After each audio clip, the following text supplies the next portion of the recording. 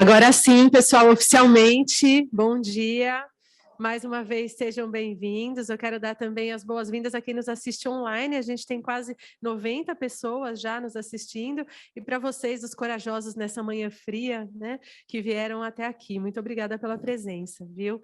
Antes de começar, eu só queria dar um recadinho para vocês. Não sei se todos já conhecem o CONAP. O CONAP é o Congresso Nacional de Hospitais Privados, é o maior congresso hospitalar do Brasil. Ele é todo produzido pela ANAP e ele está com as inscrições abertas, né? Lançamos o CONAP nas últimas semanas. Se vocês tiverem interesse, conap.org.br. Esse ano a gente vai falar de saúde 2022, a mudança que o Brasil precisa.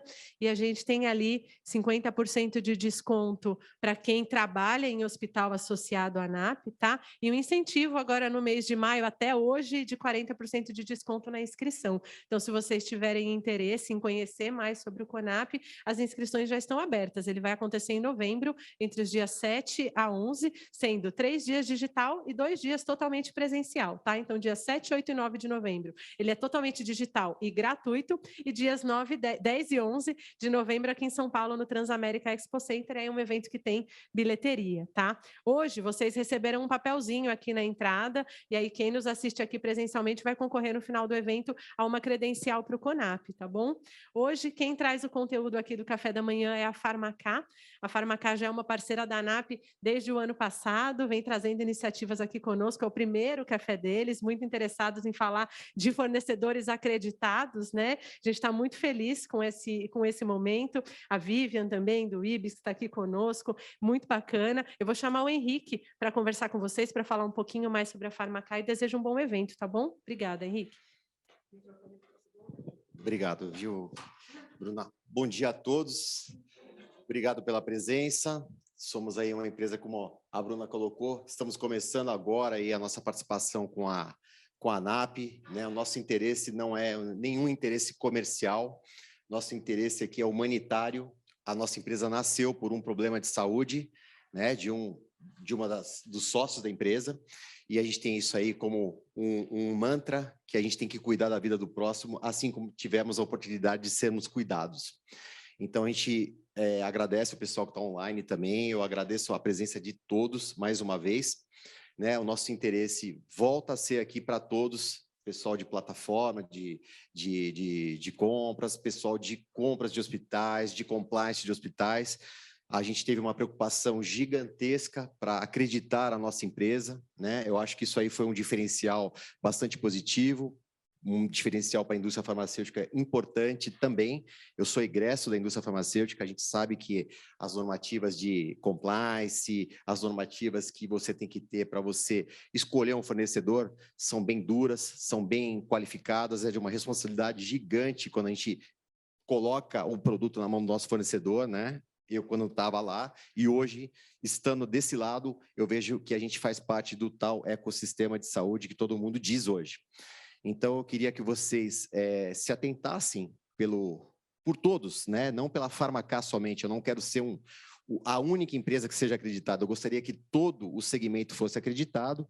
Eu acho que a ANAP também, já conversamos isso na feira hospitalar, a gente também tem uma responsabilidade com os hospitais, digamos assim, que não sejam da Avenida Paulista, né? A gente tem que ter responsabilidade com os hospitais de 40, 50, 60 leitos, a gente tem que fazer essa sinergia, né? O compras de alguém que está na Zona Leste tem que trabalhar um dia inteiro aqui no Sírio-Libanês, tem que trabalhar um dia inteiro no Oswaldo Cruz, entender como que é isso, né? E a gente tem que pegar e olhar, vocês todos, né? A gente é responsável pela vida do paciente. Eu sempre falo, quando a gente embarca uma mercadoria do laboratório X ou Y, a gente está embarcando uma responsabilidade gigante. A gente não está embarcando nada que seja de valor, que não seja a vida e a qualidade de vida do paciente. Então, isso é, para a gente, uma das situações que a gente precisa querer entender e querer que vocês compreendam que todos devem ser acreditados. Todos, todos. As plataformas de preço, de vez em quando, eu fico assustadas com ela, porque a gente é distribuidor oficial de empresa X. Daqui a pouco eu compro o meu produto por 5 mil. Daqui a pouco esse cara que não é credenciado, ele aparece com 2 mil ali vendendo um produto deles. Não sei de que forma. Qual é o armazenamento dessa carga? Qual é o traslado dessa carga? Como é que ela chega em Manaus, por exemplo, essa carga?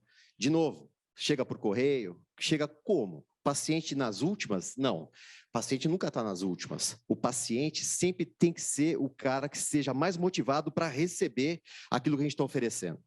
Então, assim, eu não quero, de novo, eu me orgulho da Farmacar hoje, todo o staff da gente está aqui, gerências farmacêuticas, gerências de vendas, gerências gerais, gerências de compras da gente. Por quê?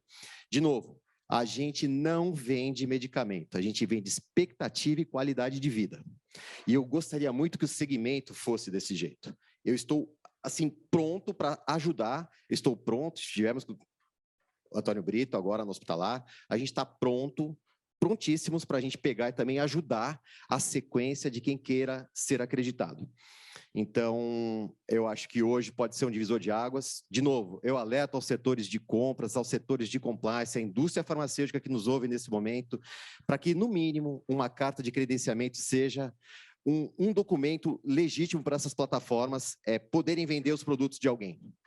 E isso é uma coisa que não é para a gente fazer proteção de preço, isso não é para a gente fazer proteção comercial de nada, isso é para a gente ter uma proteção humanitária, proteção de pessoas, proteção de vidas.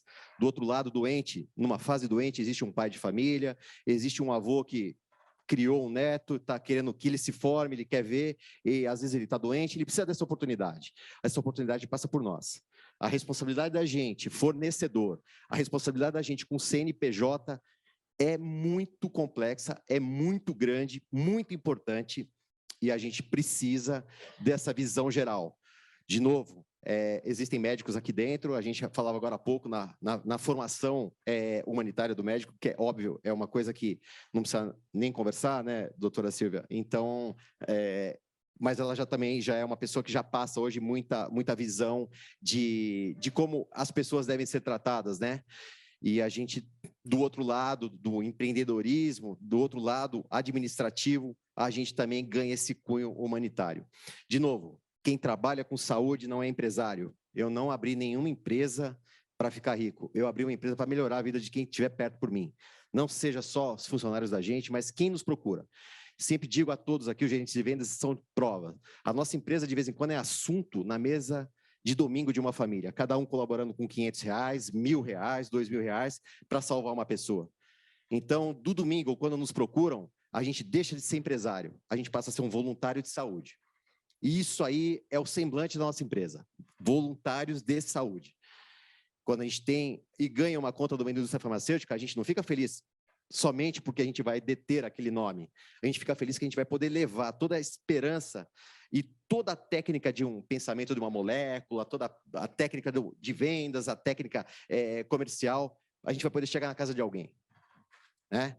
Eu acho que esse é o fundamento, eu espero que todos, de novo, prestem muita atenção nesse projeto de acreditação, isso é muito sério, a gente tem por hábito reclamar de muitas coisas que acontecem no nosso país, mas quando cai no nosso colo, a gente também não consegue fazer a nossa parte.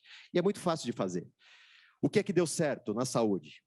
SUS, deu certo. Aonde? Vamos copiar. O Sírio-Libanês deu certo? Oswaldo Cruz deu certo? Vamos copiar. Então, a gente tem que se ajudar nisso.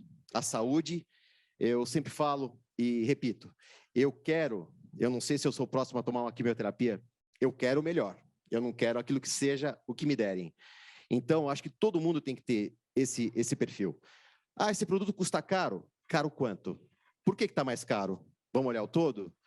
Por que é mais caro? A gente destrincha desde a embalagem até o nosso pedido, até o final a gente vê lá a customização. A gente vê lá outras manobras, né? Existe uma coisa muito engraçada hoje que se chama engenharia tributária, né? Isso me assusta de vez em quando, porque engenharia tributária é o método mais fácil de você ser elegante para sonegar impostos, né? Então, eu também peço que vocês vejam, vocês que estão na linha de frente, vocês que compram produtos, vocês são a última porta da casa de uma família. A responsabilidade é marcante, né? É determinante. Obviamente que vocês trabalham com planilha de custos, vocês trabalham com um monte de coisa, mas do outro lado, de novo, a gente fala, tem uma família ali, tem uma pessoa ali, né? Um não pode custar 7, outro não pode custar 5, ok? Então, eu espero que vocês me ouçam, eu estou à disposição, a Farmacar se coloca à disposição, né? Para que possamos melhorar esse segmento da gente. É um segmento muitíssimo importante, é um segmento fundamental, E a gente tem aqui os nossos convidados. Hoje a Vivian fala um pouquinho de acreditação. Eu pensei que eu conhecesse minha empresa, né, Vivian, quando começou a acreditação. Só para vocês terem uma ideia, eu tive que mudar de sede. E eu pensei que eu conhecesse bem, me achava assim, né? Poxa, a câmara fria, o gabinete, nada. Pode começar primeiro mudando de segmento. Tivemos que fazer um investimento macro em sede. Isso foi muito legal, porque nós conseguimos crescer em sede, crescer em conceito, crescer como os acreditados, né, Vivian? E a gente arriscou tudo isso, né? Porque quando você coloca a tua empresa para acreditação, você está pronto para perdê-la. Né? Então, a gente colocou na cabeça que não perderíamos, e sim cresceríamos a partir disso. Então, mais uma vez, repito, é importante a acreditação. Acreditação em saúde é um mantra que a gente tem que usar, assim, nas plataformas, Farmindex, né, por exemplo, a gente tem que usar isso como um conceito, usar isso como uma finalidade para a gente fazer bons negócios, para a vida do próximo, ok? Então, bom dia, espero que, Vivian, você agora segue, depois tem a Luciana Holtz, daí tem a doutora Silvia, e eu fico à disposição para qualquer pergunta aí no final, como foi, como não foi, que viagem foi essa, e de novo, só reforço uma coisa, a todos do online também, olhe o ecossistema de saúde, a responsabilidade de quem compra e de quem você compra. A gente é fundamental na vida de uma pessoa, ok? Bom dia a todos. Vivian. Obrigada, Henrique.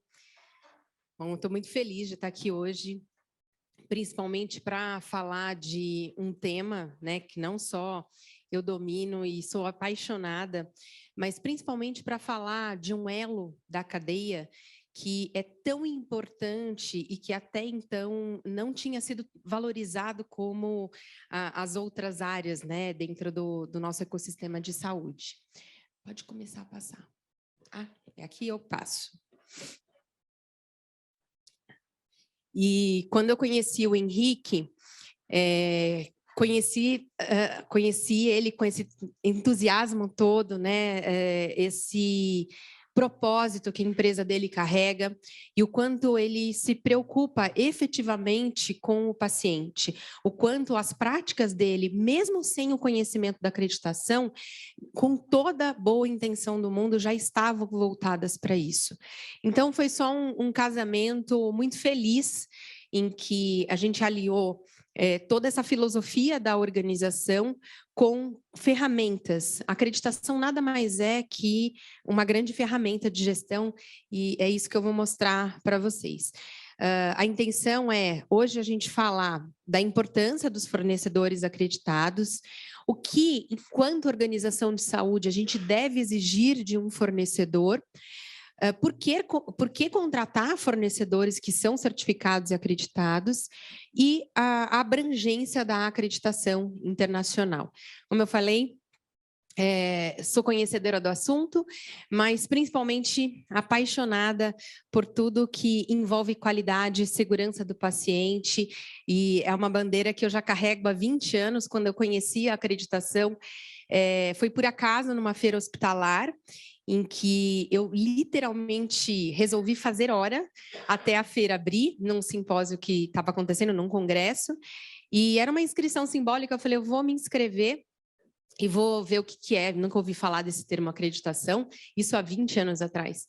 E foi o primeiro congresso de acreditação, e, na verdade, o que era para eu ficar lá 1 hora, eu passei o dia inteiro. Eu assisti o congresso todo, não fui na feira, e, ao fim, eu percebi que aquilo era a solução para o sistema de saúde, que era isso que faltava, dentre todas as minhas experiências em organizações de saúde, é o que faltava efetivamente para os gestores dessas organizações. Era o conhecimento necessário para efetivamente garantir a segurança do paciente em todos os elos da cadeia, bem como garantir a sustentabilidade financeira, né? A gente sabe aí que muitas organizações, profissionais à frente dessas organizações, desde a graduação, não têm esse conhecimento em gestão. Era a solução que eu consegui enxergar para todas as organizações, e foi nesse mundo que eu mergulhei, e é esse mundo aqui que eu quero trazer um pouco para vocês. Falando rapidamente sobre o IBIS, o Grupo IBIS é uma instituição acreditadora, mas também provê soluções em saúde e capacitações. A gente prima muito pela qualidade dos nossos serviços, temos uma representatividade muito grande no mercado, hoje medido aí pela acreditação ONA, né, que é a metodologia mais difundida hoje no Brasil, sendo aí acreditados até 90% das organizações. A gente tem uma fatia aí de mercado de 63%. Isso demonstra o quanto o IBIS realmente tem colocado seus valores de colaboração, de educação, de inovação dentro dos processos de acreditação para que as organizações colham o maior valor possível nesses processos. Temos uma equipe aí bem robusta para atender todos os nossos clientes em todo o Brasil. O processo usual de qualificação de fornecedores, eu estou no local certo? Eu não sei para onde que está sendo a filmação, a filmadora? Ali? Ah, então tá bom. Então está todo mundo conseguindo me ver bem, vou tentar olhar mais para cá. Os fornecedores de serviço, usualmente, eles são qualificados pelas organizações de saúde de uma maneira muito superficial, né? Então, a organização ela faz lá uma visita técnica, essa visita técnica, geralmente, quando possível, é realizada pelo farmacêutico, e muitas vezes o farmacêutico escolhe o fornecedor errado para visitar. Quem que ele escolhe? Ele escolhe o começo da cadeia. O começo da cadeia em que a gente tem muita supervisão, a gente tem muita regulação, muito monitoramento e fiscalização da Anvisa. Então, quando esse farmacêutico escolhe, por exemplo, um fabricante de medicamento, ele erra ao não escolher os elos da cadeia onde tem a maior fragilidade, onde estão os maiores riscos. A fabricação não é o maior risco. O maior risco está no transporte, na distribuição, e essa é a pauta que eu quero trazer aqui hoje para vocês. Então, no mundo ideal, obviamente, a gente sabendo que o primeiro elo da cadeia é o elo mais seguro, deveria partir dessas indústrias farmacêuticas a qualificação desses distribuidores. Infelizmente, não é isso que acontece. No máximo, elas emitem aí uma documentação para esse distribuidor com a autorização, inclusive de qualidade técnica para fazer essa atividade, mas isso também não é 100% seguido. Então, a gente, a partir deste momento, acaba tendo, na cadeia como um todo, uma fragilidade muito importante que vai ter impacto no paciente. Quando a gente escolhe um fornecedor que é qualificado, um provedor, distribuidor que é qualificado, ele está concordando que ele vai atender os padrões de qualidade que são exigidos, inclusive, nas organizações de saúde. E, a partir daí, a gente tem uma série de itens que precisam ser verificados. E, muitas vezes, esse farmacêutico ele está habilitado para fazer a verificação técnica da medicação, mas não de outros pontos super relevantes e de riscos que envolvem a cadeia de medicamentos. Então, a qualificação ela deve envolver LGPD, deve envolver a verificação se esse distribuidor e esse fornecedor possuem um sistema de gestão de qualidade, se o fornecedor tem um controle financeiro para sustentar, inclusive, ocorrências em que ele precisa descartar um lote de medicamento. Então, a gente vai numa esfera muito mais profunda quando a gente está falando de acreditação de fornecedores. E todos esses pontos, não vou ler todos eles para vocês, fica aí na tela e certamente essas apresentações serão disponibilizadas, certo? Vocês vão poder começar a refletir. Isso aqui é só um ponto de partida. Não são todos os pontos que as organizações de saúde deveriam olhar quando contratam um fornecedor. Os riscos precisam ser gerenciados E muitas vezes o que a gente consegue olhar nas visitas de avaliação que a gente faz nas nossas organizações de saúde que estão em processo de acreditação, é que elas só pensam nisso, só fazem essa reflexão depois que o contrato está assinado. Não se perde a oportunidade, não só de avaliar, qualificar, mas incluir no contrato cláusulas que responsabilizem e que concordem com o nível de qualidade que eu, organização de saúde, quero exigir desse fornecedor. Felizmente, esses pontos, obviamente, são evitáveis, a gente consegue ajustar no processo, mapeando os riscos que podem ser prevenidos, né, e não gerar dano ao paciente, e por isso que é importante que esse processo seja adequado de qualificação e avaliação de fornecedores. Uma instituição acreditada, ela naturalmente busca esse processo de qualificação e avaliação de fornecedor. Porém, ela acaba absorvendo muitas dessas atividades de qualificação, de manutenção da qualidade do seu fornecedor quando contrata um fornecedor que não é qualificado. Vejam aqui mais alguns exemplos do quanto a gente precisa olhar para o fornecedor e quantos itens a gente precisa avaliar. Um fornecedor que é acreditado, ele teve tudo isso e muito mais já adequado, né? Então, ele já passou pelo mapeamento, ele já identificou os riscos, o Henrique, né, até fez o depoimento de que praticamente ele reconstruiu a empresa dele, não de novo, porque ele tinha a intenção de trabalhar fora de um padrão de qualidade, pelo contrário. Quando eu encontrei, ele discursava que ele fazia isso. Ele só não tinha as ferramentas e o conhecimento de todos os pontos que ele deveria trabalhar, né? E a partir do momento que ele conheceu, arregaçou a manga junto com a equipe e implementou. Então, a gente está falando muito além da qualidade técnica da medicação. A gente está falando do quanto a governança dessa organização tem que primar pelos processos de qualidade. A gente está falando de gestão de reclamação, de avaliação de risco, de gestão de equipamentos, as etapas do processo que também envolvem risco nessa cadeia. Quando a gente fala da medicação, quando ela sai da indústria farmacêutica, ela sai com todos esses elementos aqui, ó, garantidos, tanto químico, físico, microbiológico, terapêutico, toxicológico, tudo foi analisado, tudo está conforme. Mas a partir do momento em que eu coloco dentro de um carro de transporte, eu posso perder tudo isso. Simplesmente porque eu não me atentei às condições necessárias de qualidade para esse transporte. Eu não me atentei às condições do distribuidor que deveria atender para um armazenamento adequado. Então, são pontos que no começo da cadeia estão garantidos, mas que se colocam a perder a partir do momento em que um distribuidor não qualificado manipula toda essa medicação. Então, aqui eu coloquei até alguns fatores, né, que também devem ser garantidos no transporte de medicamentos, como temperatura, umidade, luminosidade e manuseio. E esses fatores de toda a cadeia são as condições ideais que devem ser seguidas pelos distribuidores e pelos transportadores. Aqui eu trouxe alguns casos para vocês, para trazer aí como memória o quanto a qualidade, quando não garantida pelo distribuidor, pelo fornecedor, pode impactar severamente no paciente que é cliente do hospital.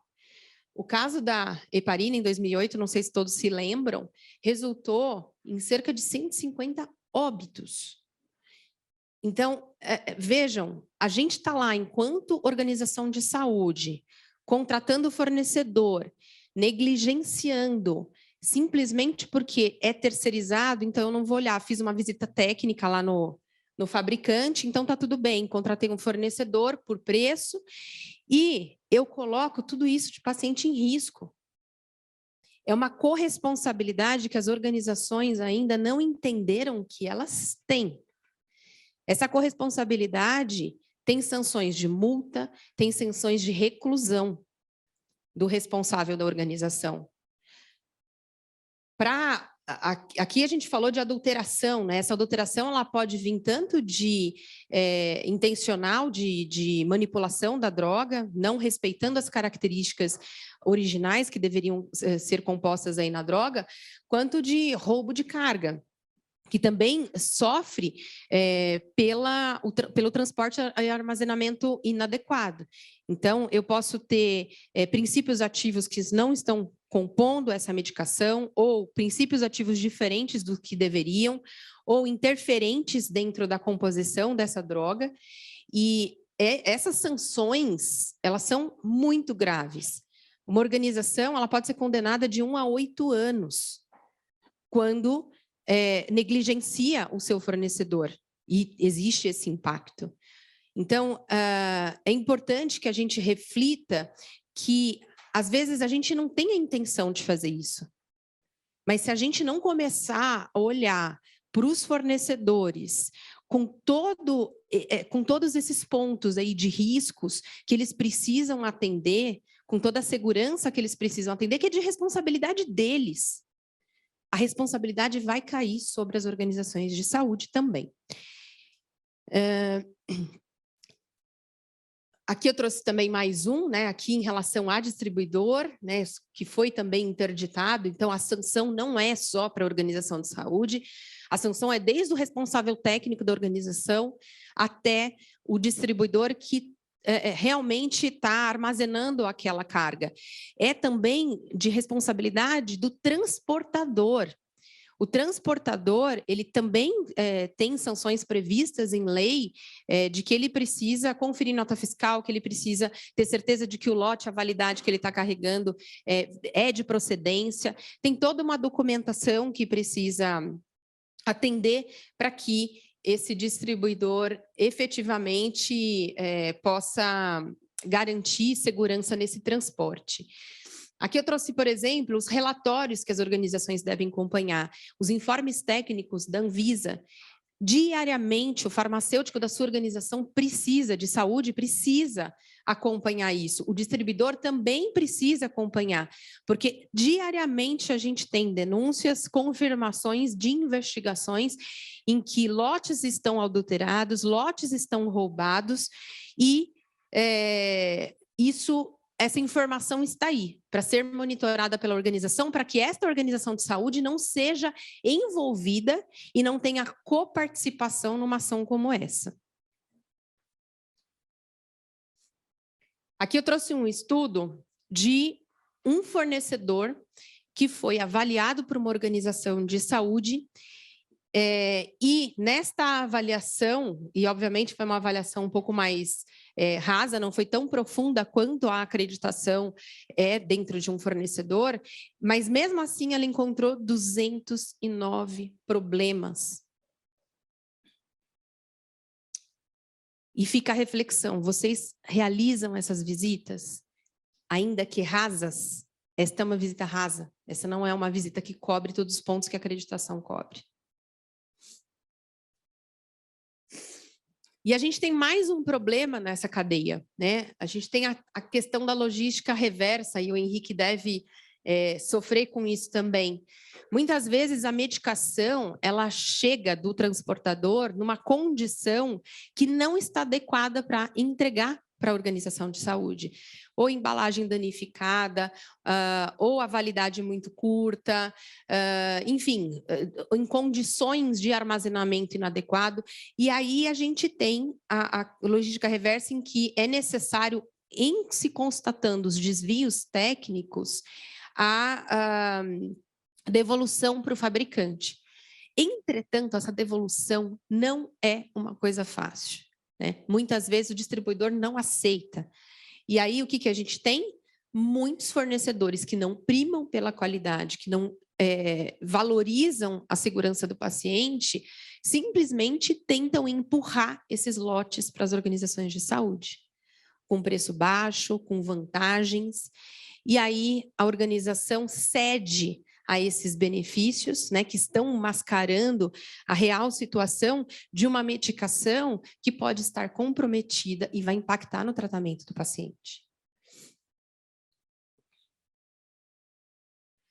Aqui eu trago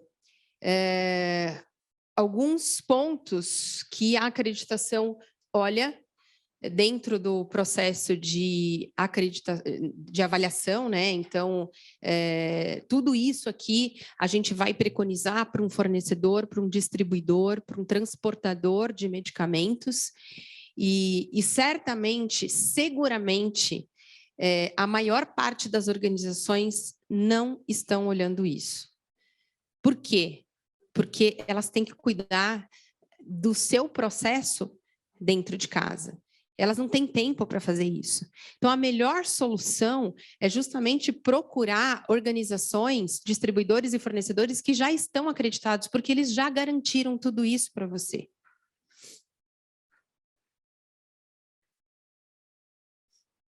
Aqui falando um pouquinho sobre roubo de carga, né? O quanto isso é impactante. Hoje, a gente, no ranking de cargas roubadas, a medicação só está atrás de eletroeletrônicos. A gente está falando de bilhões de desvio de medicação. E medicação que, quando roubada, não tem a sua garantia no transporte e armazenamento, colocando em risco aquela carga, aquele produto já não está mais adequado para ser administrado no paciente. Ou vocês acham que quem roubou vai ficar olhando temperatura e umidade adequada? Não vai. A falsificação também é um outro problema, a gente já teve isso muito divulgado em mídia, né? E trabalhar efetivamente com um fornecedor acreditado evita tudo isso, porque está na norma que a organização ela precisa garantir que toda a cadeia, inclusive financeira, dessa medicação esteja garantida. Então, trabalhar com um fornecedor acreditado não me envolve em processos de falsificação. Porque, às vezes, a gente vai ser envolvido, sim, enquanto organização de saúde, simplesmente por comprar mais barato. Não existe milagre. Não existe milagre. Não dá para oferecer qualidade e, ao mesmo tempo, ter preço. Mais uma notícia. Donos de farmácia são presos por receptação de medicamento. Então, a receptação também leva a sanções, e não são só multas. Como eu falei, é de 1 a 8 anos de reclusão. Mais notícias. Grupo rouba remédios contra câncer e compra carros de luxo. Carga de remédios contra câncer avaliada em 4,5 milhões é roubada em São Paulo. Bandidos roubam carga de medicamentos de 2 milhões. Isso acontece o tempo todo. O quanto nós, enquanto organização de saúde, realmente estamos querendo entrar e se envolver em situações como essa. Ninguém quer. Então, olhem a ponta do iceberg. Tem muita coisa embaixo de ofertas milagrosas. Polícia investiga 45 farmácias e 2 distribuidoras por roubo de remédios. Polícia encontra em hospital de Ijuí medicamentos contra câncer roubados em Minas Gerais. Importante, na conferência do recebimento de medicamentos, sempre olhar as notas fiscais e comparar com os artigos físicos. Existem muitos critérios que vocês, enquanto organização de saúde, podem olhar. O farmacêutico de vocês, além de acompanhar os informes técnicos, eles podem fazer denúncias, podem fazer reclamações na CVS, no CRF, existem canais específicos para isso. Numa situação de identificação de roubo ou adulteração de carga, é obrigação da organização abrir até boletim de ocorrência. E, por fim, o processo de acreditação, ele também vai auxiliar a organização a gerenciar todos os riscos da cadeia como um todo, né? Então, eu vou olhar processo a processo, o que acontece de errado, são ferramentas que nos auxiliam a avaliar, inclusive, a probabilidade do risco, o nível de ocorrência, a gravidade, se esse risco realmente for efetivo e chegar a gerar um dano de imagem para o hospital, um dano para o paciente, dos mais diversos. Então, a gente consegue, inclusive, priorizar em cada etapa do processo a identificação do risco para que a gente possa fazer, então, todas as correções necessárias. Então, meu recado é que vocês exijam efetivamente que o fornecedor de vocês seja acreditado. E não importa qual selo. A gente tem o selo nacional da ONA, que é um selo que atende especificamente alguns serviços dentro da área de medicamentos apenas quimioterápicos, né, manipulados de quimioterápicos e fabricação de estéreis. Eu dei exemplo aqui de colírios. E outros serviços também, mas a acreditação que efetivamente cobre todos os pontos de um fornecedor em toda a cadeia em que ele é responsável é a acreditação internacional da AXA. A acreditação internacional AXA é a acreditação que mais vem crescendo no mundo. Ela tem duas características super importantes, ela é muito pragmática, justamente porque o único pilar da metodologia é o cuidado centrado no paciente, então se olhou para esse cuidado centrado e se verificou o que é necessário que a organização e todos os stakeholders aí da cadeia de saúde cumpram para que a gente possa oferecer uma saúde de qualidade, uma saúde segura e, ao mesmo tempo, que essa organização seja sustentável para manter esta qualidade. Porque oferecer qualidade exige padrão, e padrão exige investimento. Então, é necessário que essa organização ela entenda que isso precisa vir como prioridade. A acreditação AXA, ela está hoje em mais de 26 países do Bloco Econômico Europeu, atua em projetos de saúde em mais de 50 países, justamente pela segunda característica, ela usa muita tecnologia. Eu vou mostrar um pouquinho aqui para vocês, o que favorece o controle, a implantação de todo o processo de acreditação. Aqui, vou só dar uma atualizada no número. Quando eu fiz a apresentação, tinham 50 projetos de acreditação no Brasil, hoje são 52 projetos, e esse número só vem crescendo. São 2 anos e meio de atuação ativa da acreditação no Brasil, e ela teve essa aceitação assim, acima do esperado, justamente porque ela tanto envolve e abrange outros elos da cadeia de saúde, como ela tem esse senso mais pragmático de implantação que facilita a organização alcançar os padrões para ser acreditada. Então, quando a gente fala de tecnologia, é uma acreditação que tem uma plataforma, ela já vem com um sistema, né, com um módulo binário de respostas frente aos padrões. Então, a organização aqui, ela assinala se ela atende ou não atende. Quando ela não atende, fica vermelho. Quando ela atende, fica verdinho. E aí ela sempre vai olhar o padrão e os requisitos autoexplicativos. Então, é possível compreender melhor o que o padrão quer dizer pelos requisitos autoexplicativos, que às vezes tem só 2 parágrafos, como este exemplo, às vezes tem uma página. O importante é que a metodologia se preocupa em deixar muito claro o que a organização precisa atender e como ela pode atender, porque a gente aqui também tem modelos, sejam trazidos dentro da plataforma, sejam trazidos pelo nosso educador, que faz parte aí do processo de acreditação internacional, ter um programa de educação, de ensino e desenvolvimento de gestores das áreas, para que ela efetivamente conclua se ela atende ou não. Quando ela atende, ela vem para essa área aqui, descreve a boa prática que ela faz, como ela interpretou o que ela atende, inclusive anexa evidências. Evidências essas que já são avaliadas pelo nosso gestor de projeto, que diariamente fica conectado com a organização em horário comercial para julgar o quão essas evidências realmente atendem os padrões. Feito isso, essa comunicação pode ser feita de ajustes para o gestor responsável por esse padrão da instituição de saúde, onde ele indica o que está faltando ou se houve uma interpretação errada. Então, a comunicação é toda via plataforma e 100% rastreável. E é em 2 vias. Então, se o gestor da área tiver dúvidas sobre como atender esse padrão, ele também pode acionar esse canal e fazer as perguntas necessárias. Aqui, a gente tem um módulo de plano de ação para que a organização, então, construa as etapas que ela pensa para atingir o padrão.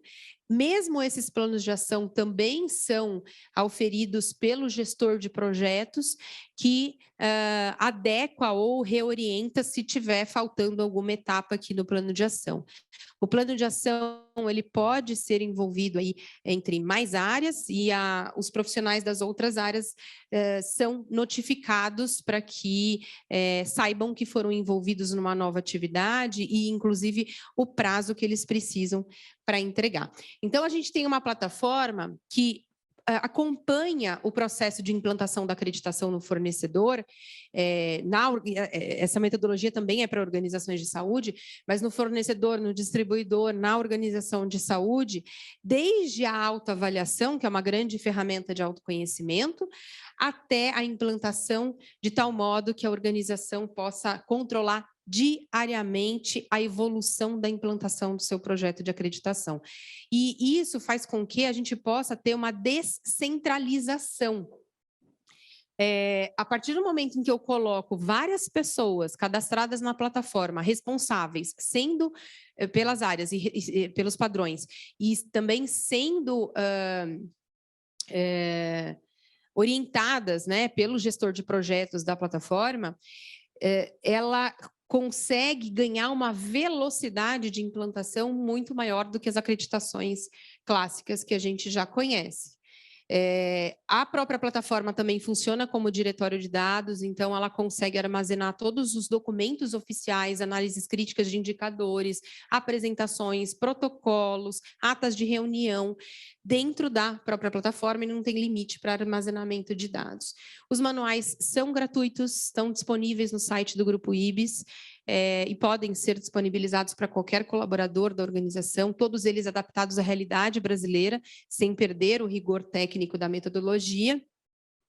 E a gente também consegue acompanhar essa evolução da implantação por painéis de dashboards, em que diariamente são atualizados de acordo com as ações dos gestores, e com um clique, o C-Level, o gestor da qualidade consegue saber se efetivamente a organização está perto ou não da acreditação, bem como quais são as áreas que estão com maiores dificuldades para que haja um apoio aí da alta liderança com reforços nessas áreas com maior dificuldade.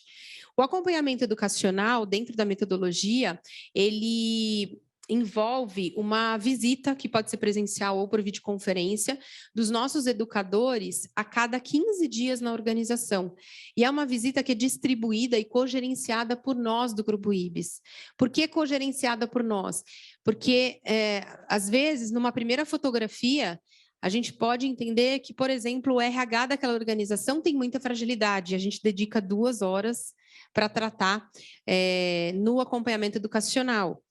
Entretanto, a gente percebe que no processo produtivo, a organização não tem tantas fragilidades. Quando a gente olha só essa fotografia inicial, a gente está certo de que quem tem mais não conformidades vai ficar com mais tempo do educador. Entretanto, quando a gente volta depois de 15 dias, às vezes aquela área que tinha muita dificuldade só precisava de uma orientação. Ela tinha um gestor comprometido, que tinha um conhecimento de base e só precisava saber o que ele precisava fazer. E ele evoluiu muito rápido. No entanto, em contrapartida, a gente tem a área produtiva, que tinha poucas não conformidades, mas não conseguiu evoluir. Então, nesse momento, é que a gente faz a cogestão também do cronograma de educadores, distribuindo este tempo quinzenal de acordo com a necessidade de cada gestor. Como acreditar um fornecedor na metodologia internacional AXA? Primeiro passo, termo de adesão, né? Vocês solicitarem o termo de adesão e a proposta, que faz parte do mesmo documento, faz a assinatura digital, a gente faz o kick-off do projeto com a apresentação da plataforma. Nesta apresentação, vocês já poderão cadastrar todos os profissionais que serão envolvidos no projeto de implementação da acreditação, e a gente inicia, então, a autoavaliação. A organização vai fazer uma autorreflexão e comparar com a sua prática atual e julgar, se autojulgar, se ela atende ou não e como atende quando julgar que atende.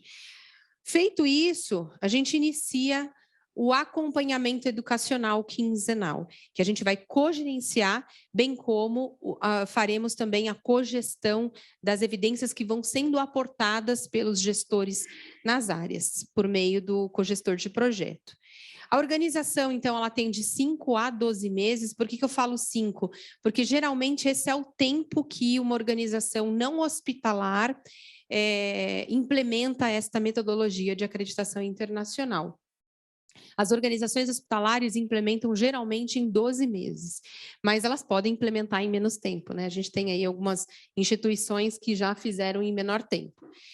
E acabado aí o acompanhamento educacional e implementação das evidências, a organização passa pela visita de certificação, e após a visita de certificação, homologado o certificado, a organização ela é monitorada diariamente pela plataforma, pelo gestor de projetos, porque ela continua aplicando o ciclo de melhoria, ela continua evoluindo, a gente continua assistindo e orientando essa organização a cada upload que ela faz dentro da plataforma, e no primeiro ano, no segundo ano e meio e no quarto ano, contados da data de certificação, ela recebe uma visita de manutenção dessa acreditação.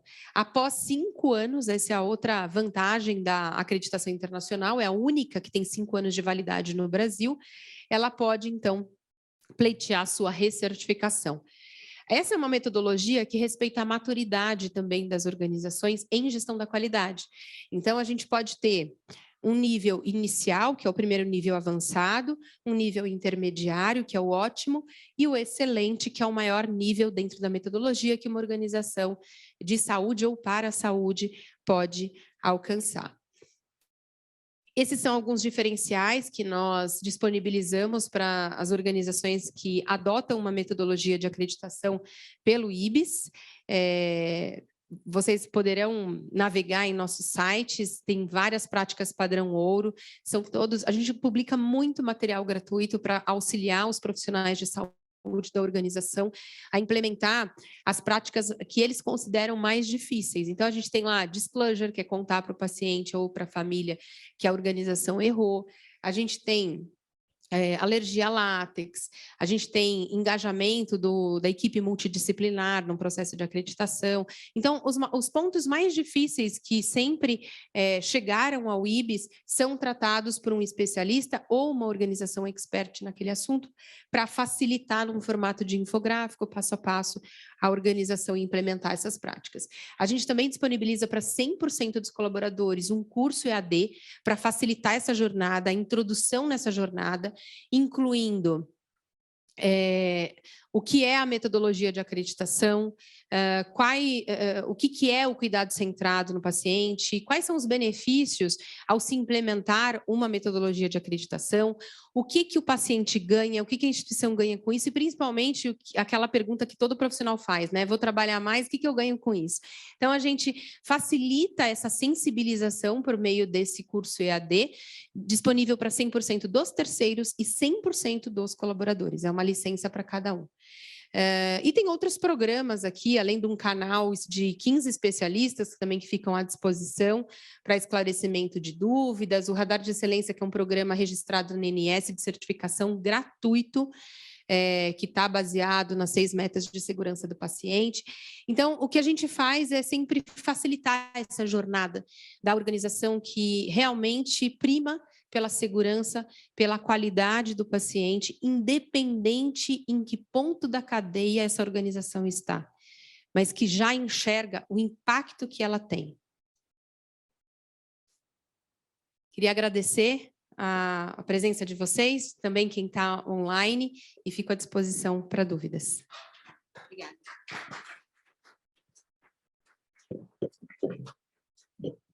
Pessoal, acho que depois no finalzinho que a gente vai poder esclarecer mais algumas coisas, mas fica a dica aí para todo mundo, né? O que ela falou no café da manhã, nós levamos vários cafés da manhã, vários almoços, jantares e noites perdidas, né, Vivian? Mas deixamos a empresa assim, quase que perfeita. Porque perfeita não vai existir, porque a gente já vai para o segundo tempo de acreditação, porque a gente tem sempre uma meta a ser cumprida com o nosso paciente, né? O perfil do paciente muda todos os dias e a gente tem que ter, de novo, esse diagnóstico. Quando sai a prescrição médica, é o primeiro da cadeia, a gente que distribui é o último da cadeia. É de ponta a ponta a responsabilidade. Então, quem compra, quem está no meio de campo, enfim, vale a pena, né? A nossa palavra não é ISO, não estou dizendo que a ISO seja ruim. A nossa palavra de ordem no segmento de saúde é acreditação, né? Então, é isso. Temos que ser acreditados. Nós temos que dar essa noção para que todos... O que é uma acreditação? O que ela muda na vida das pessoas. E aí a Luciana vai poder continuar aqui o speech dela de abertura e a palestra dela, dizendo qual é a ponta que ela encontra depois de tudo isso. Eu procuro a Vivian, brigo com a Vivian, né, no bom sentido, com o Christian. Eu não me conformava, né, de achar que eu era uma empresa perfeita, mas a gente se deparou que perfeição não existe, mas eu gosto de chegar perto dela. Eu vou atrás disso, custe o que custar, a minha empresa, Farmacá. Hoje, todos os profissionais estão aqui, eu tenho muito orgulho, de novo, de saber que todos estão empenhados para a gente diminuir a ansiedade, o sofrimento das pessoas. Se eu for olhar uma empresa, se eu tiver uma empresa que só confirma e declina preço, vamos embora. Tem um monte aí que faz isso. Não quero, tá bom? Luciana, continua, por favor. Um prazer imenso tê-la aqui, né? É uma grife de saúde também, e que você passe o que você escute para todos, principalmente nós comerciais, que a gente não tem essa oportunidade de escutar um sofrimento, um depoimento. Esse remédio, será que estava armazenado, não estava? Esse remédio fez efeito ou não? A Vivian já mostrou por que de vez em quando as coisas não acontecem. Vamos lá. Obrigado. Obrigada, gente, pelo convite. Eu estou aqui pensando, né, que desafio que a Vivian me colocou, e depois de te ouvir, Vivian, eu estou chegando à conclusão que, assim, o buraco é muito mais embaixo, né? Porque ela não me contou nada do que ela ia falar, tá, gente? Ela só pediu, né, para eu refletir um pouquinho sobre essa questão, né, da qualidade na jornada do paciente. Então, foi isso que eu trouxe para vocês.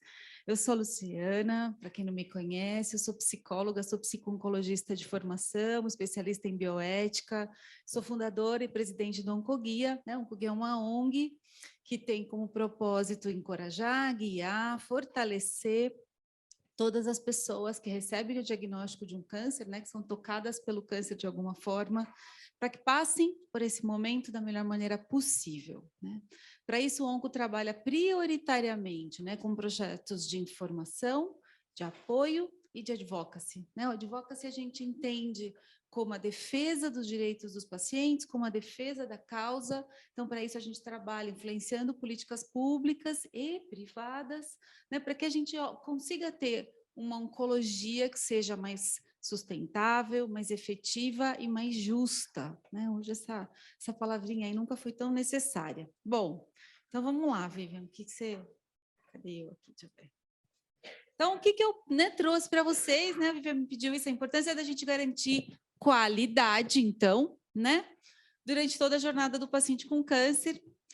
Eu, né, acho que só para a gente entrar todo mundo junto, ainda a gente está falando de uma doença muito desafiadora, né? Essa aqui é uma nuvem de palavras que a gente acabou de fazer com Datafolha. A gente perguntou para a população brasileira, numa pesquisa nacional, qual a primeira palavra que vem à tua mente quando você escuta a palavra câncer. Está aqui, né? O tamanho do nosso desafio ainda.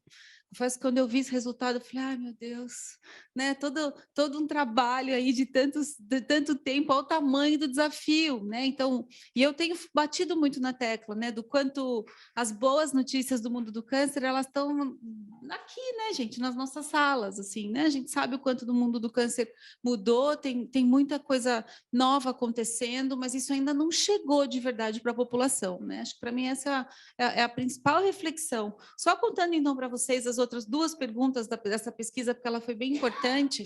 A gente também perguntou quanto o câncer chegou pertinho, quanto está chegando perto das pessoas.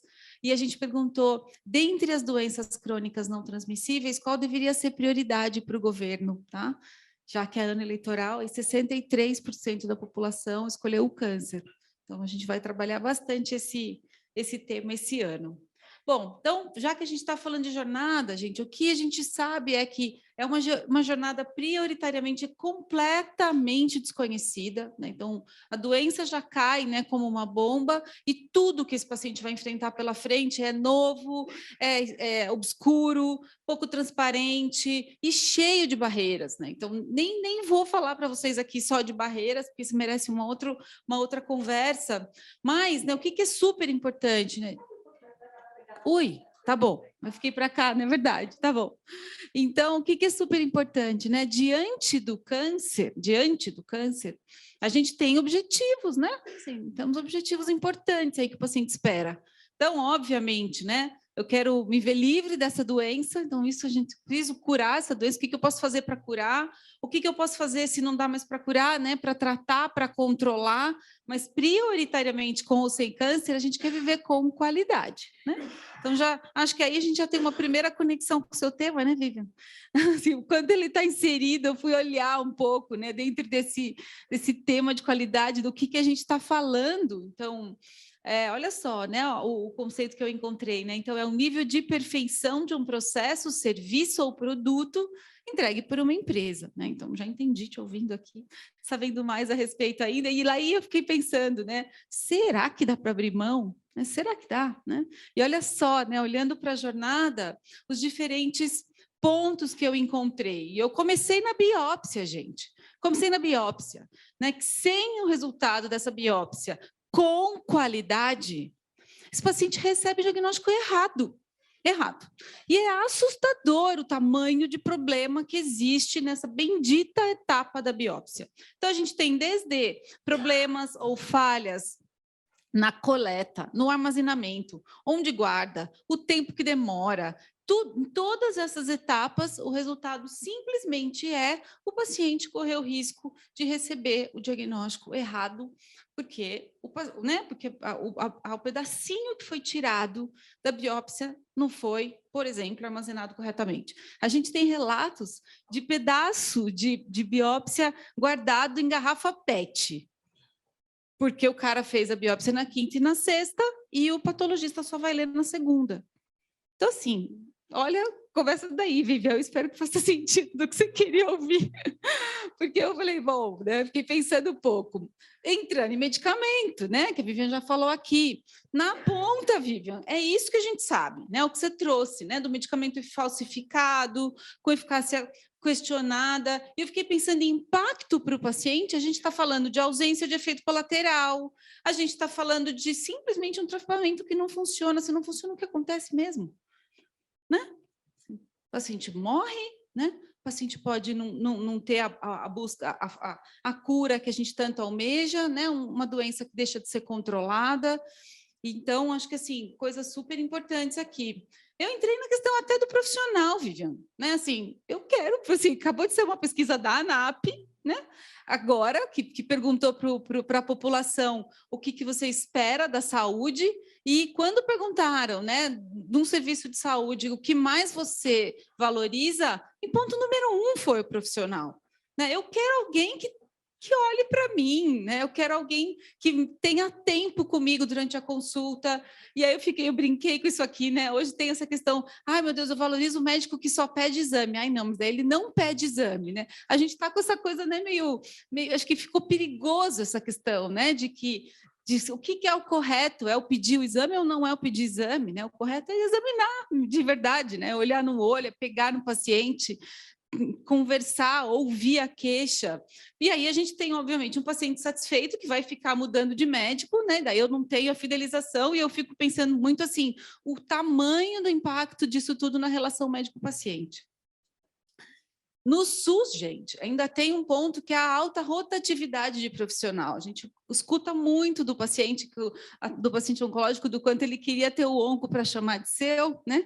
E ele tem essa angústia constante de a cada consulta que ele volta é um onco diferente. Então, assim, a insegurança, né, de pensar, meu Deus, será que ele conhece a minha história, né? Será que ele sabe que remédio que ele vai prescrever para mim? Será que ele leu realmente, né, o meu prontuário para saber direitinho tudo que eu preciso? Então, outro super desafio. Eu fiquei pensando um pouco na questão da infraestrutura que aparece, né? Então, será que a gente está falando, né, da qualidade da cadeira, da cama, né, da comida, da limpeza, do lugar que eu estou usando, né? Se é uma clínica de quimioterapia, se é um hospital, mas o que não aparece, né, Vivian, que é a qualidade, se tem infecção hospitalar, se não tem, qual o resultado de desfecho clínico daqueles pacientes, a questão de UTI, né, o tempo de internação, onde estão todos esses números que muitas vezes o paciente não tem nem ideia na hora de escolher, e na hora de optar, e na hora de saber, de avaliar, por exemplo, um serviço que ele está usando. Bom, e entro no meu mundo, gente. Até informação tem que ter qualidade, né? Que é hoje uma das nossas principais bandeiras, e, obviamente, né, a importância de uma informação que seja útil, traduzida, de base científica, e a gente, posso falar para vocês, a gente tem um trabalho gigantesco de combate à fake news, né? Tem aí muita coisa inadequada acontecendo. E aí, Vivian, o que eu tentei trazer é assim, né? O que está por trás de tudo isso, pensando nesses desafios e o que podem estar conectados, obviamente, com melhorias, mas pensando no paciente, a gente trabalha muito nessa questão de melhorar a alfabetização em saúde, né, que é o Health Literacy, quanto mais eu entendo o que está acontecendo comigo, melhor eu participo, mais eu opino, melhor eu avalio, né? Acho que a gente está falando aí cada vez mais de um paciente mais empoderado, mas obviamente a gente está falando de remuneração, obviamente a gente está falando, né, de quantidade e de valorização desse profissional de saúde. E aí, entrando nas coisas que a Vivian falou até agora, né? Controle regulatório, auditoria, né? Acreditação, a avaliação do quanto tudo isso é super importante e que eu acho que a gente tem que trabalhar mesmo, Vivian, porque está longe da cabeça do paciente. Muito longe, né? Dele entender o que está por trás e da quantidade de questões completamente conectadas com a segurança dele. Né? Acho que para mim, se tem uma palavrinha, né, de tudo isso que você falou, que é fundamental, é segurança. Então, era isso que eu trouxe para a gente conversar juntos aqui. Obrigada.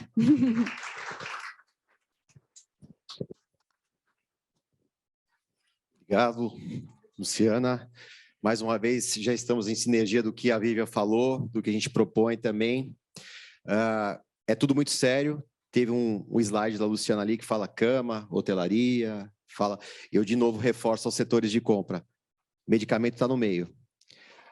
Embalagem está no meio. Então, veja como que isso é complexo. A gente, claro, trabalhamos no segmento de saúde, a gente sabe que isso aí é determinante, mas a gente precisa melhorar muito, muito, muito, muito, muito, muito. A gente precisa saber realmente olhar para o próximo. Próximo, a doutora Silvia, aproveitando um nome bastante comum para mim, né? Eu também sou casado com uma Silvia, que é a dona da empresa, a mentora da Farmacá, né? Nas horas vagas ela é minha mulher e somos sócios, né? Mas assim, é empresa idealizada por ela, somos egressos da indústria farmacêutica, e a doutora Silvia vai falar como médica, como empreendedora, como educadora de alunos de medicina, para que eles estejam se posicionando também ao longo da carreira em nível comercial, em nível não só humanitário, né, doutora? Ela vai falar mais, eu não posso falar mais nada, ok? Então, doutora Silvia, contigo. Obrigada. É uma oportunidade sempre enorme de estar falando sobre qualidade, sobre formação médica. Muito obrigada pelo convite, obrigada, NAP, obrigada, Vivian, do IBS também. Não está indo.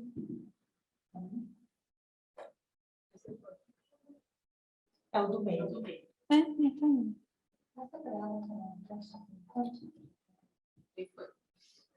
Então, a gente veio conversar sobre a importância das acreditações e eu vou falar mais da parte de auditoria médica mesmo, né? Não tá indo. Agora acho que foi. Bom, eu sou Silvia Jardim, eu sou médica formada há 33 anos pela Faculdade de Medicina de Santo Amaro, que hoje se chama Unisa, né? Eu sou delegada superintendente da Regional Norte do Conselho Regional de Medicina. Eu sou professora da Liga de Inovação, Economia e Empreendedorismo da faculdade, porque como o Luiz bem falou, eu acredito muito que se a gente não voltar para a formação das pessoas, não incentivar, não mostrar que existem coisas diferentes além de só a questão técnica da formação, a gente não vai conseguir sair desse lugar comum e ficar só reclamando, né?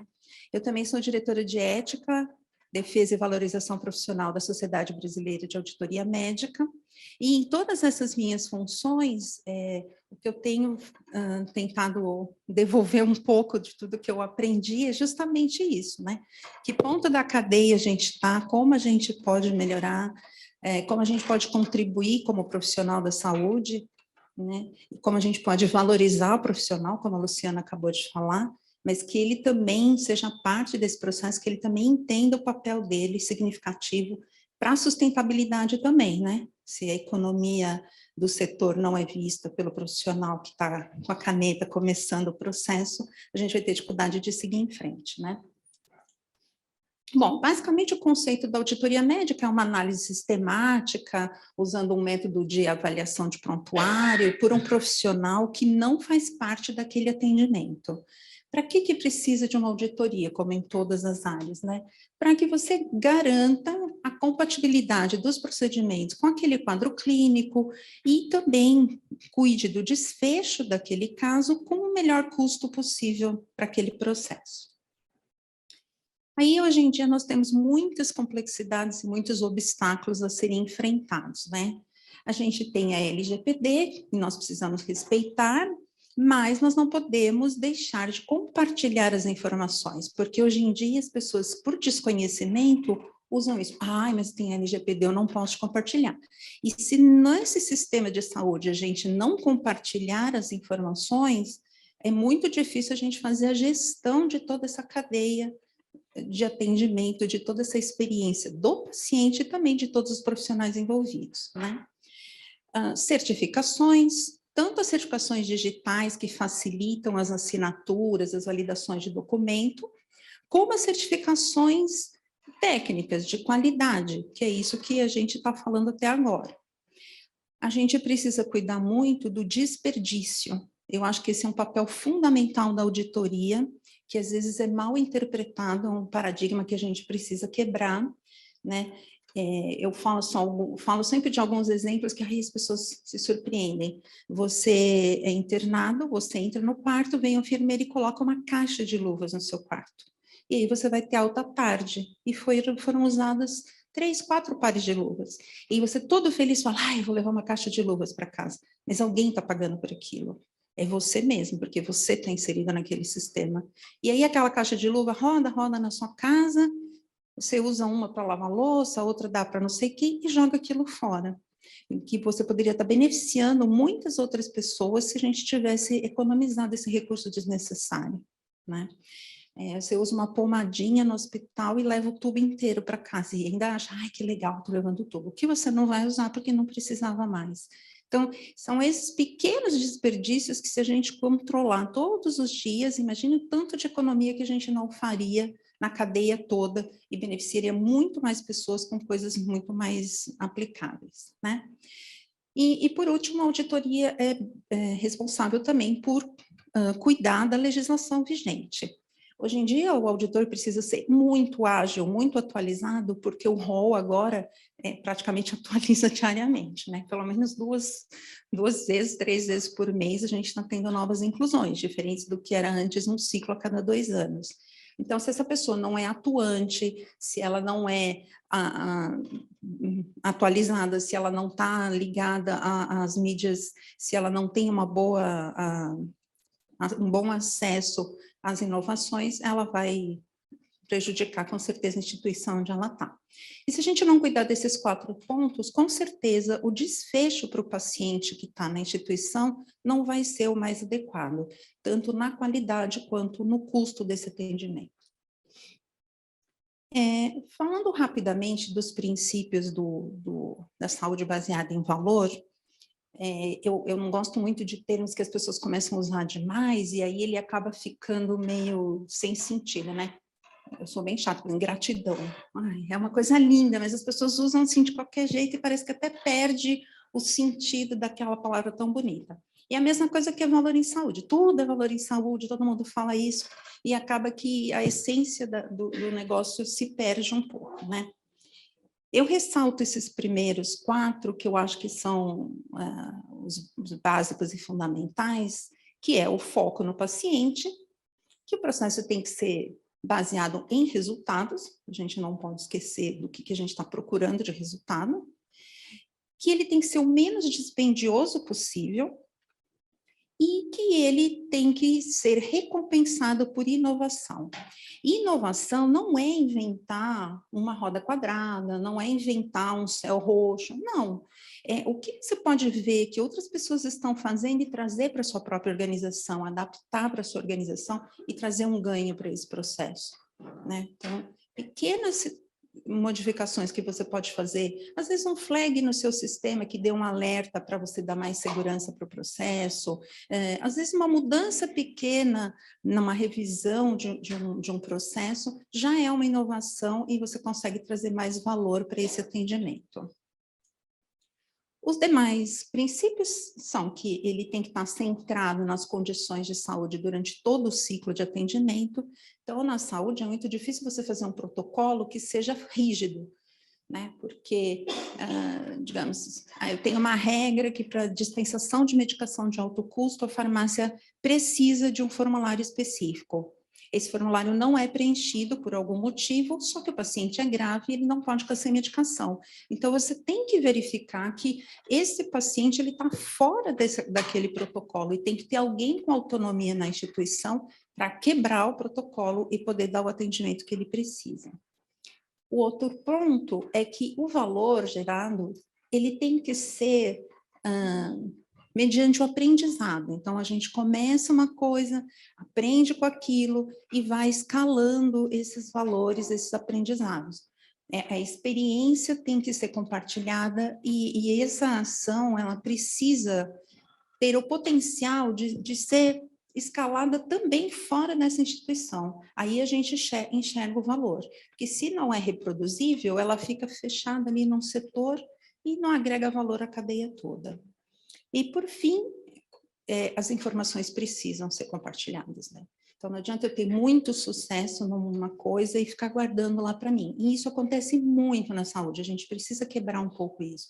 Aí eu não vou falar o que eu faço, porque alguém vai fazer igual, e aí eu vou perder a minha chance. Não, quanto mais a gente crescer junto, quanto mais a gente compartilhar as informações, quanto mais compartilhar experiências, um fala uma coisa aqui, você tem um insight ali, com certeza a gente vai fazer esse mercado ser mais fluido, uma experiência mais proveitosa e a gente vai conseguir um custo melhor com as coisas, né? É importante a gente pensar em como o paciente percebe o valor, né? Porque a gente fala de tudo, como é a acreditação, como é o protocolo, mas como é a percepção do cliente? A primeira questão muito importante é quando ele chega, identificar e fazer a gestão das expectativas dele. Porque a expectativa do médico é uma, do farmacêutico é outra, do diretor do hospital é outra e do paciente é outra, com certeza. E se você não identificar quais são e não tratá-las, com certeza vai ser frustrante para ele, né? Uma coisa que a Luciana falou e é verdade, todo paciente, seja oncológico ou de outra área qualquer, ele raramente tem transparência no que vai acontecer, né? Eu posso falar mal dos meus colegas, porque eu já vivi muito isso, eu sempre trabalhei em pronto-socorro. Nunca me esqueço de um caso específico, chegou um baleado e aí a gente entra junto, né? O cirurgião, o ortopedista, aí todo mundo, cada um olhou sua parte e todo mundo saiu da sala. Falou, não, tá tudo bem, tá tudo bem. Não estava bem, ele tinha tomado um tiro, né? é que para a gente, assim, não era nada exageradamente, ele ia para uma cirurgia e tudo, mas ele estava estável. Mas a gente tem que traduzir da nossa língua que não é nada para a pessoa que tomou um tiro, o que não é nada, né?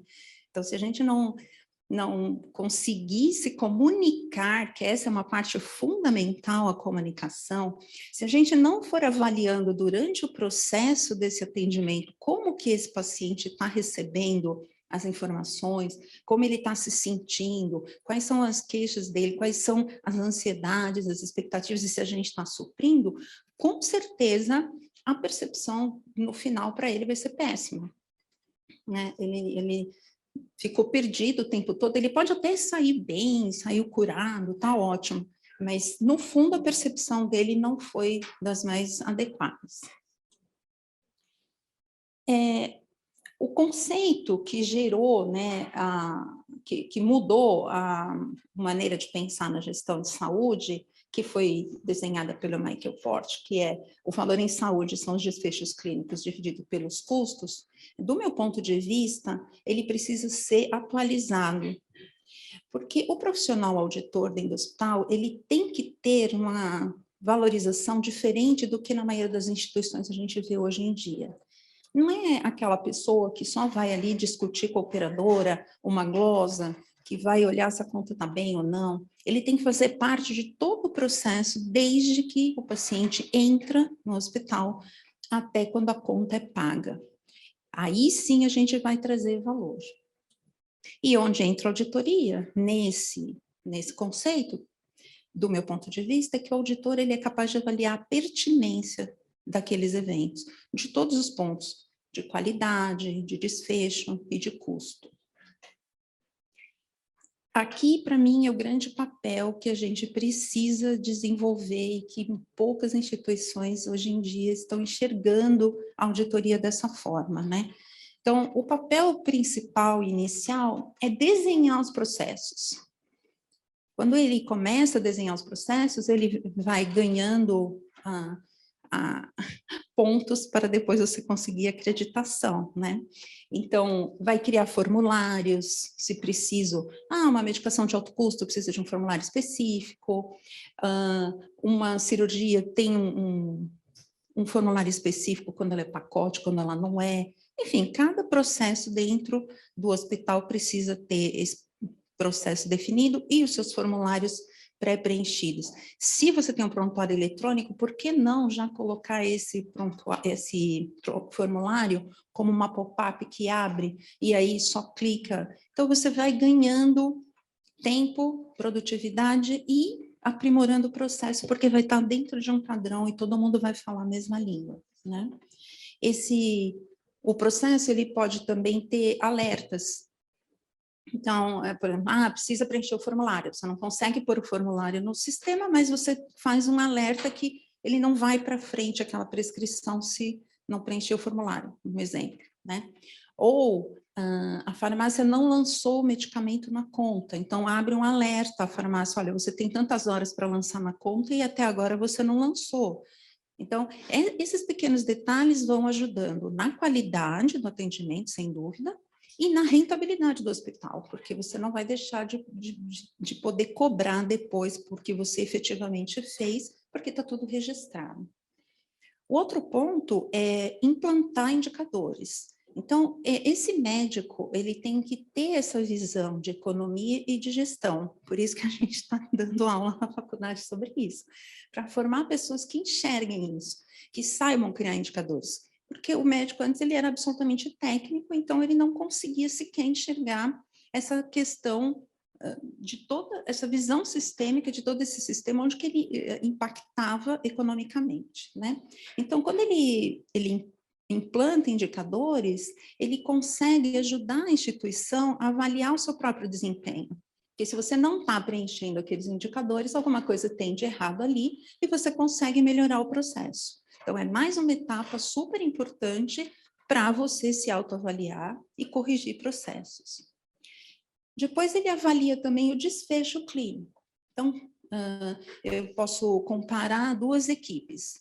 Uma opera uma vesícula com um kitzinho básico, interna de manhã, tem alta tarde. A outra equipe interna pede material em excesso, aí a operadora reclama, aí tem uma glosa, aí aquela conta fica parada 1 mês, o paciente fica 3 dias internado, eventualmente tem uma infecção de parede e vai para a UTI e reinterna.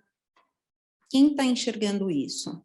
Quem está olhando isso? Quem está corrigindo esse processo? Porque alguma coisa foi quebrada ali na segurança dos processos, na segurança do paciente. Então, é aqui que também é uma grande atuação, porque passa pela mão do auditor todas as contas hospitalares, todos os procedimentos, então ele tem condição de planilhar esses casos e te acompanhar. Aqui entra junto o papel importante dos diretores clínicos e técnicos, principalmente do diretor técnico, que é responsável pelas comissões, comissão de ética, de revisão de prontuário, de revisão de óbito, que elas não devem estar só no papel. A gente vê duas grandes dificuldades. Primeiro, o diretor não conhece os direitos e deveres dele, e isso é regulamentado por resoluções do Conselho Federal, e tanto o papel do auditor também, e muitos que chegam lá no CRM com a gente, tendo infringido alguma questão por desconhecimento. Então, é muito importante quando você assume um papel, você ter conhecimento de todas as prerrogativas legais e éticas daquela posição que você está assumindo. Então, aqui, o diretor técnico, ele também é responsável por garantir as condições de trabalho do médico. Então, uma boa parceria com a auditoria nessa análise do desfecho clínico, para entender se tem alguma falha ali no hospital e onde é possível corrigir. Por fim, o auditor também, ele mede custo, né? Porque passa pela mão dele as contas, e ele consegue fazer uma análise do custo médio de cada evento naquele prestador, naquele hospital onde ele está, e entender os desvios. Então, por que esse está muito barato, por que esse está muito caro, né? Todo mundo tinha que estar alinhado ali, se a gente está usando o mesmo fornecedor, a mesma água, a mesma luz, o mesmo imposto. Então, é importante analisar os desvios para entender como melhorar isso. E isso, ele pode impulsionar trabalhos de pesquisas que também ajudam na avaliação da qualidade do serviço que está sendo prestado naquele lugar. Todas essas ações vão fazer o quê? Vão melhorar a qualidade com um menor desperdício e, claro, vai aumentar a rentabilidade para esse hospital também, né? Como é que a gente consegue uma pessoa dessa? É o que a Luciana também falou. A gente precisa remunerar uma pessoa e capacitar. Então, o que acontece hoje é que, como o papel dessa pessoa não é visto de uma maneira mais ampla, acaba que a remuneração, às vezes, é inferior ao que se pode esperar de um profissional capacitado que pode trazer toda essa qualidade, todo esse benefício para esse processo, né? E se a gente não capacita, se a gente não permite que ele continue se aperfeiçoando, tendo acesso a ferramentas, a gente vai de novo quebrar um elo dessa cadeia e a acreditação vai por água abaixo, porque em algum ponto a gente vai quebrar. Na Sociedade Brasileira de Auditoria, a gente tem também publicado tanto nas mídias sociais, as atualizações de rol, resoluções do conselho que sai, como no site, a gente tem material de pesquisa para o auditor. Então, ele tem uma dúvida sobre aquele material, ele tem uma dúvida sobre aquele procedimento,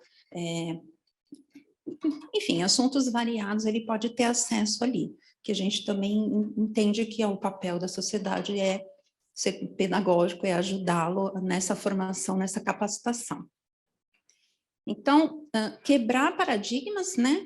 Que o auditor não está ali para glosar, para fiscalizar, para interferir na conduta do colega, mas, pelo contrário, para analisar os processos e enxergar pontos de oportunidade, de melhorias, né? Ele está ali para achar onde investir a energia, porque ele acha problemas, acha oportunidades, né?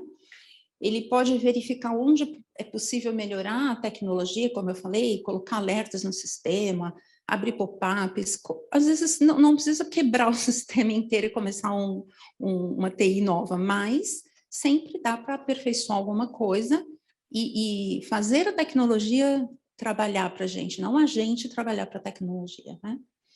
E ele também consegue enxergar maneiras de reduzir os custos operacionais, porque senão o processo, como eu falei, a conta não foi bem montada durante todo o processo, o faturamento não acompanhou, aí você não vai receber esse mês. Então, isso fica para o mês que vem. Aí envolve um recurso de glosa, a conta fica parada, ou seja, tem que pagar o fornecedor. Então, isso aumenta o seu custo operacional e diminui a sua rentabilidade. Por que, então, né, finalizando tudo isso, ter uma acreditação? Porque se você não tiver um processo bem descrito e está frequentemente revisando esse processo, porque não é nada estático, as patologias mudam, os fornecedores mudam, as necessidades mudam, então esse processo tem que ser revisado constantemente. Se você não capacitar todos os membros envolvidos no atendimento, de começo ao fim desse paciente dentro da sua instituição, se você não prestar atenção na tecnologia, achar que porque você comprou um sistema, você vai ficar sempre com ele, sem verificar as melhorias que são possíveis, sem aperfeiçoá-lo, se o foco não for na experiência do paciente e na experiência de todos os integrantes da equipe, porque uma menina do faturamento que está descontente, que não entende o papel dela e que rasga uma guia e joga no lixo porque dá mais trabalho mandar para a operadora, ela acabou com todo o processo que chegou até ali. Então, se cada membro da equipe não souber qual é o seu papel definido, não viver de verdade uma experiência satisfatória, e aí a capacitação e a remuneração é para a equipe toda, né? Não adianta a gente cuidar só de um, é de toda a cadeia. Se a gente não tiver isso, e esse é o mínimo que a gente tem, como a Viviane falou, é o comecinho da acreditação, né? A primeira análise que a gente tem que fazer, a gente não vai ter qualidade nem rentabilidade. Então, são esses pontos que eu trouxe para a gente refletir. Eu fico à disposição tanto no CREMESP quanto na Sociedade de Auditoria. E também, quando alguém quiser participar de alguma aula, a gente faz algumas aulas na faculdade online, para que vocês tenham ideia de assuntos que a gente traz, bem interessantes para eles compreenderem esse mercado de saúde, né? E, mais uma vez, eu agradeço a oportunidade.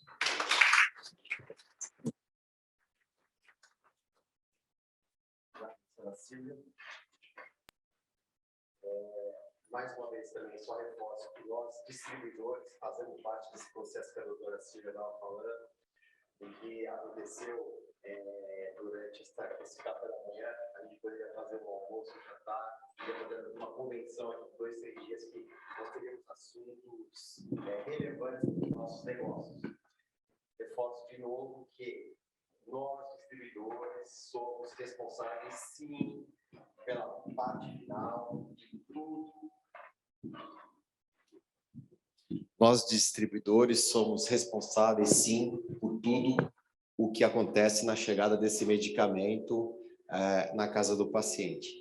Então, teve o diagnóstico, tem a auditoria médica, tem a experiência do paciente, tem a Luciana que escuta e falou brilhantemente sobre quando você recebe o impacto, né? Você está doente, sinta-se doente a partir de agora, e aí? E nós na outra ponta ali, o que nós vamos fazer? Vender remédio? De novo. Parou. Não, voltou. Eu acho que assim, a gente não vai só... tinha falhado aqui na hora, a gente não vai vender remédio. Quando a gente vai buscar essa acreditação, que eu acho que todos nós deveríamos, não só a Farmacar, mas todas as empresas do nosso segmento, a gente não vai atrás de um selo. O selo foi o de menos, eu conversei isso com a Vivian, com o Christian, o tempo todo. Foi a mudança realmente que a doutora Silvia colocou, que são paradigmas, né? Então, a gente quebrou, a gente conseguiu movimentar a nossa empresa em direção da excelência. Excelência não tem tamanho, excelência é excelência. Você pode ser pequeno, médio, grande, gigante, sei lá o quê. Mas a gente tem que ter essa normativa de excelência sempre colocada nos nossos negócios. Eu me coloco inteiramente à disposição, eu quero responder, quero mostrar, a minha empresa está de portas abertas para quem quer que seja, a hora que for, não precisa marcar uma visita, né? Porque a gente parte daquele princípio. Nós somos éticos o dia inteiro. A gente sabe que tem muita gente que fala de ética, né? Mas para eles, o que é ética? É mentir pouco? A gente não mente, não. A gente está de portas abertas ali, nós temos a nossa gerência farmacêutica aqui, nós temos a nossa diretoria médica também, ávida, sempre em nos auxiliar naquilo que for baseado em ciência, ok? Estou à disposição. Vamos abrir para pergunta. Quem quer fazer uma pergunta?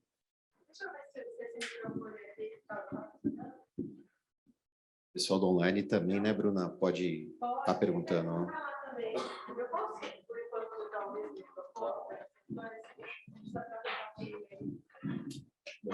bom dia, Leonardo Milner, estou como CEO da Ecossistema de Saúde Milmedic, tá? Sou da Federação Brasileira de Administradores Hospitalares, também trabalho no grupo de trabalho dos voluntários da saúde, junto com a ANAP, aqui com o Fernando Torelli. Parabéns pelo Vivian, que eu já conheço, e pessoal, e Henrique, parabéns por colocar o propósito na frente do lucro, porque quem trabalha com saúde, isso é primícia, né? Deveria ser, né? Desculpa. A minha pergunta é o seguinte, me estranha, eu achava que esse era um tema que a sala deveria estar dotada, né? Porque, sem sombra de dúvida, isso não é futuro, isso é presente já na área da saúde, né? Quem não falar em acreditação está longe Está desacreditado. Mas porque parece que é uma insight que tem que ter, né? E as instituições de saúde, vários hospitais, eu como administrador hospitalar vejo isso, hospitais são ilhas, né? E algumas ilhas já têm isso do hospital ter a sua acreditação ou na nível 1, ou nível 2, ou alguma coisa, mas a parte de fornecedores é fundamental também, porque mudou, né, como vocês colocaram, stakeholders, né? Hoje o fornecedor ele impacta, ele pode salvar uma vida também, não só o médico. O médico continua tendo aquele papel, mas a minha pergunta é o seguinte: se a parte de acreditação ela é válida, a gente falou hoje especificamente para medicamentos, mas a gente está trazendo isso em acreditação para soluções na área de saúde, e aí a gente fala em medical devices, a gente fala em produtos ou serviços, que eu acho que quando a gente fala em entrega tem que pensar em todo, nessa amplitude como um todo. E qual é o peso de você fazer, não importa se você está falando de qual tipo de acreditação, se é Joint Commission, se é QMENT, se é ONA, mas qual é o impacto dos fornecedores na validação, no contexto geral de uma acreditação? Essas são minhas duas perguntas, e parabéns a todos os palestrantes. Leonardo, obrigado pela pergunta. Sobre a acreditação, acho que a Vivian vai ser a pessoa que vai poder responder. A sala não está cheia, porque tudo que a gente começa nem sempre dá ibope imediato, mas é uma proposta, é um propósito. Propósito, daqui a pouco a gente consegue viabilizar, a gente consegue irradiar isso. Legal. E isso é importante. De novo, quem trabalha com saúde, quem tem empresa de saúde, a parte comercial, se a gente for olhar o cifrão, de novo, vamos fechar essa empresa e vamos deixar quem quiser ganhar dinheiro, que ganhe. Não tem problema. Cada um escolhe aquilo que quer. Lógico que a nossa empresa não vive de vento, ela vive de números, ok? A gente tem um monte de coisas sendo acertadas num dia, mas o brilho nos olhos do nosso time, nós estamos aqui com a nossa gerente geral também, é sempre isso. Quando você vai fazer alguma entrevista, a gente de novo pergunta, você vai vender remédio? A pessoa, eu vendo remédio. Essa já não serve mais para a gente, tá certo? De novo, é expectativa e qualidade de vida. A gente não é empresário, a gente é voluntário. Mesmo tendo CNPJ, mesmo tendo uma inscrição estadual. Nós somos responsáveis por muitas coisas na ponta final. O médico prescreveu, nós vamos aqui ser os responsáveis por aquilo que o pesquisador fez, pela molécula que foi desenvolvida, pela indústria farmacêutica que nos deu a oportunidade de trabalhar com ela. A gente vai levar isso aí, seja no medical device, seja, eu acho que é ponta a ponta. E a doutora Silvia coloca ali no final, né? Ela fala uma coisa, quando você entra no hospital, aquela caixinha de luva, né? Puxa, bateu no meu estômago aquilo, doutora. Você já leva, né, uma luva de vez em quando, você fala assim, puxa, essa aqui deve ser a melhor de todas, porque está no hospital. Enfim, é um erro, né, crasso da gente, né? Então, acho que todos nós temos que ser responsáveis por um Nebacetim, estou falando a marca só, pequenininho, mas que você use e deixe para o próximo paciente. Será que a gente não consertaria, né? Todos os hospitais que estão aí mais na periferia, será que a gente não arrumaria isso? Então, eu acho que saúde é saúde de consciência. Obrigada, Henrique. Está dando microfonia? Estão me ouvindo?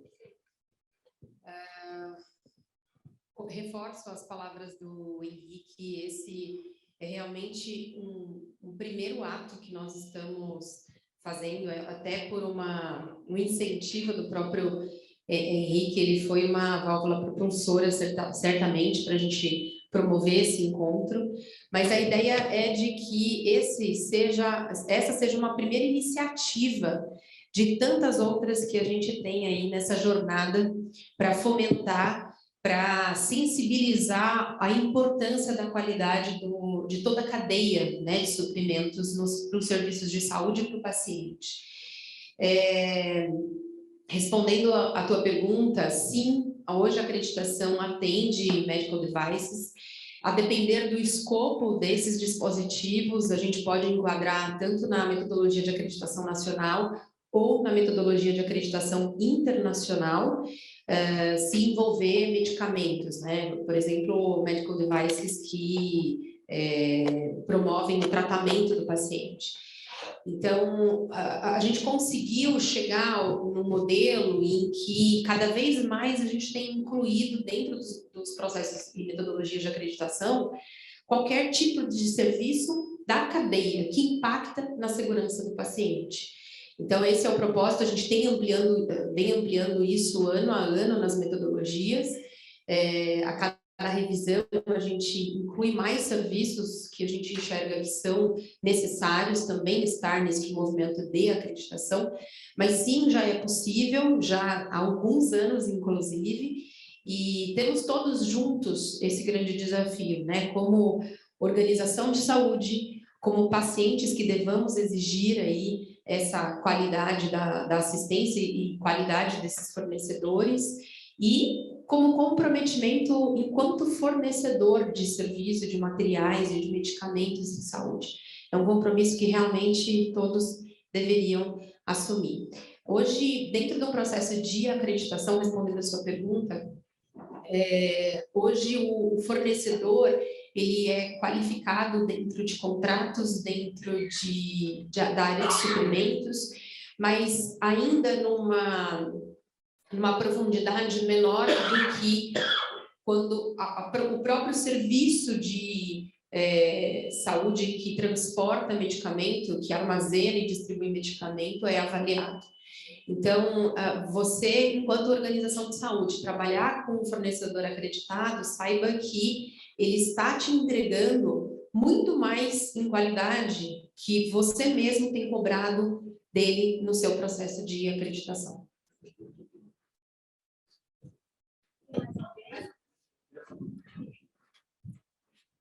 Vamos lá. Olá, bom dia Henrique, Vivian e a todos os palestrantes aqui. Muito bom conteúdo, muito bom compartilhar o conteúdo, né, com todos. Eu sou o Eric, eu trabalho na AVE, na área de acesso. A minha pergunta vai para a Vivian. Vivian, você, Opa, por favor.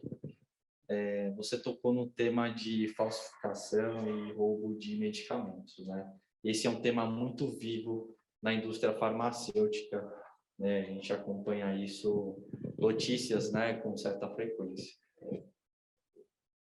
O que você pensa, ou na verdade, quais as ações de mitigação que você poderia sugerir para os stakeholders envolvidos no processo? Aí eu falo indústria, o distribuidor, as plataformas de compra, né? Quais são as ferramentas, quais são os recursos que a gente poderia ter, ou quais são as medidas para a gente mitigar essa questão que cada vez tem sido maior aí na nossa área?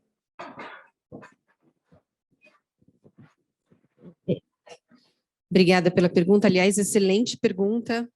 E é por isso, em razão da sua pergunta, que eu reforço a importância de a gente levar tudo que a gente fez nos últimos 20 anos de importância de qualidade, de importância de implementação de uma metodologia de acreditação para essa outra ponta da cadeia.